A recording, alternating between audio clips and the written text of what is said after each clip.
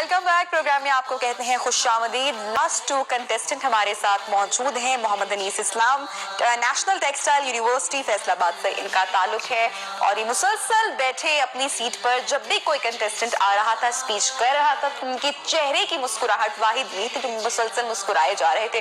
तो मैं इनकी स्पीच के बाद पूछूंगी भी मुस्कुराहट की वजह क्या थी। आपका वक्त स्पीच का शुरू होता है जी, आउट। सदर आली वकार, खुर्दो पीरो जवां, बलबलों के निशान, जुर्रतों की पहचान, गाजियों की अना, ये कायद का पाकिस्तान जन्म लेता है एक सोच के साथ कि हम 10 करोड़ मुसलमानों का दर्द महसूस करेंगे। हम गाजियों की पहचान होंगे। इस देश में हम शहीदों के लहू से आजादी के पेड़ों को सरसब्जो शादाब करेंगे। मसला कश्मीर, सकूते डाका, इक़वाम आलम के बिगड़ते हालात, एटमी हथियारों की आलमी नुमाइश हमें विरासत में थमा दिए जाते हैं। सदर आली वकार, इस सब्ज गुलशन में आबाद लोगों का ख्याल था कि हमारा माशरा इस्लामी निजाम का आकाश होगा। हम माशी मैदान में एक उभरती ताकत होंगे। इंसाफ हर शख्स की दहलीज पे मुयस्सर होगा। हमारे इदारे खुद मुख्तार होंगे। हमारी तहजीब शौरी नशोनुमा को परवान चढ़ाने में अहम किरदार अदा करेगी। मगर अफसोस, दौरे हाजिर का ये वतीरा चीख चीख कर हमें ये वास कर रहा है कि आज हुसैनियत के नाम पे यजीदियत को सराहा जा रहा है। झूठ तिजारत की पहली कड़ी तस्लीम की जा चुकी है। मुकदमात के फैसले भी रिश्वत और सिफारिश के मोहताज होते जा रहे हैं।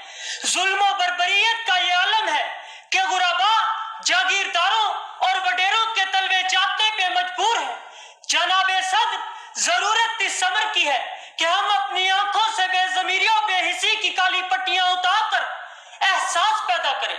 अगर आज भी हम एहसास पैदा करने में कामयाब हो जाते हैं तो उम्मीद कभी कुछ बाकी है।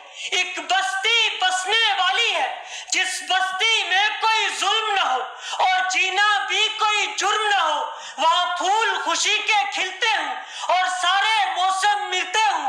वहाँ झूठ का कारोबार न हो और दहशत का बाजार न हो।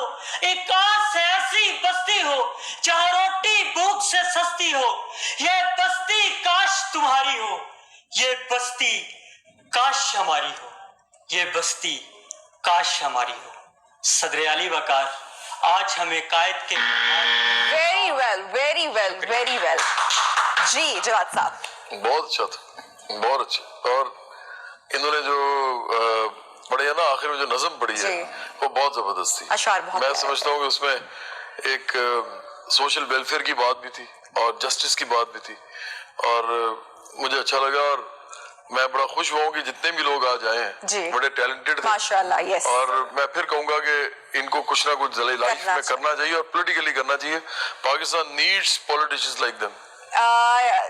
He is a big name of Pakistan. और अगर ये आप बच्चों के बारे में ये राय रखते हैं और कह रहे हैं तो आप तमाम लोगों को इसको बहुत सीरियसली लेना चाहिए। इनके ऊपर कोई प्रेशर नहीं है, कोई जोर नहीं है। ये चाहते भी अगर इनको टैलेंट ना दिखता तो ये बात नहीं भी कह सकते थे, मगर he saying bar bar, so that mean कि आप लोगों को और मेहनत करनी चाहिए और आगे बढ़ना चाहिए।